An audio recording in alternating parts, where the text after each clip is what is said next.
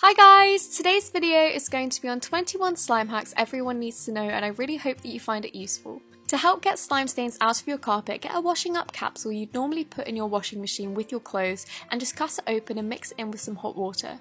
After you've done that, you just want to get a face flannel or a cloth and just soak that in the mixture really well. We're then going to apply it directly to the stain and leave it there to soak and then scrub it off. If you want to make a fluffy slime but you run out of shaving foam, I recommend using some hair mousse. You only want to use a tiny bit of this because, as you can see, it expands and it also has a very different texture from shaving cream. It does bulk it up and make it fluffy, but it's more like foaming hand wash, whereas shaving cream is a bit more silky and thick.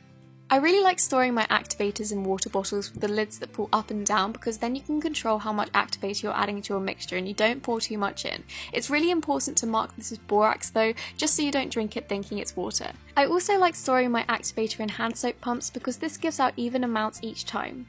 If you've run out of paint, another way you can colour your slimes is with some old powdered makeup. I like to use eyeshadows and blushes the best because they have the nicest colour variety, and here I'm just using an eyeshadow and it gives a really nice even colour once it's all mixed in. A question I always get is on how to make glossy slime. This is literally the easiest thing to make ever. You just need some glue, some hair conditioner and a tiny bit of baby oil. You want to go ahead and mix this all in and add your activator and then store it in a container for 1 day to make it extra glossy, and this is what it comes out looking like.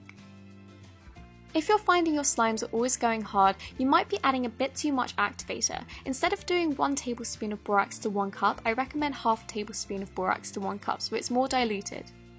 If borax isn't available in your country, another really good alternative is Kershaw's laundry starch. I use 2 teaspoons of this to a cup of water and then stir it in. A cheap way to get beads for foam is to get a neck pillow containing micro beads and just cut it open, and it contains so many beads. To swirl your slime, you're going to want to grab either end of the slime, and then with one hand you want to stretch out the slime and pass it to the other. You want to do this about 20 times until you get a nice swirl, and then you want to drop it in a circular motion to give this really nice end swirl. You can also mix colours together in this way, and I really like doing it because it gives a really funky effect when you're mixing it in, and the colour at the end is so even and lovely.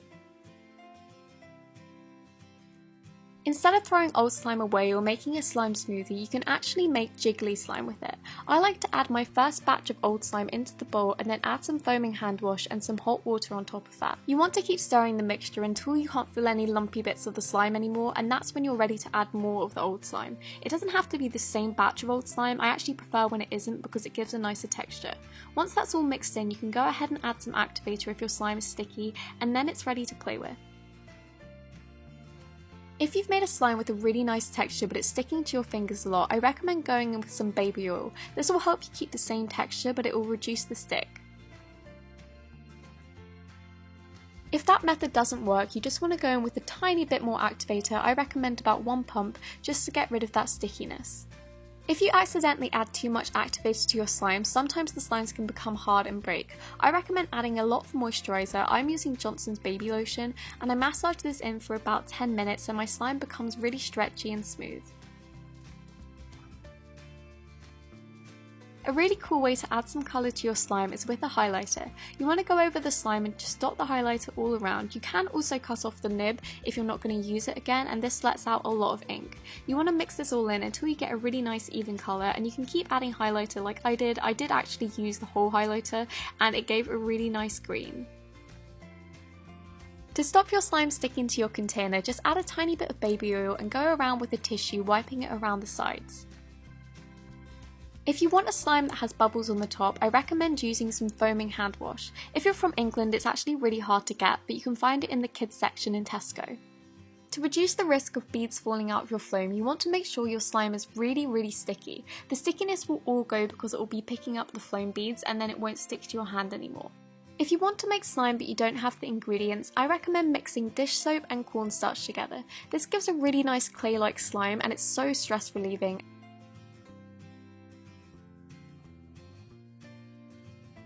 My favourite way to soften hard slimes is by putting it in a bowl and covering it with water. After you've done that, you do want to poke it in a bit just so the water absorbs, and then you want to pop it in the microwave for about 10 to 15 seconds. Once it comes out, you do need to leave it for 30 seconds because it will be a bit hot, but it will become so much more stretchy and nice to play with.